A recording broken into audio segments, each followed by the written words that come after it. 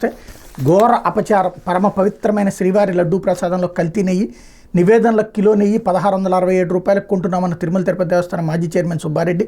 లడ్డూ ప్రసాదానికి మాత్రం కిలో నెయ్యి ఖరీదు 320 రూపాయలు మాత్రమే.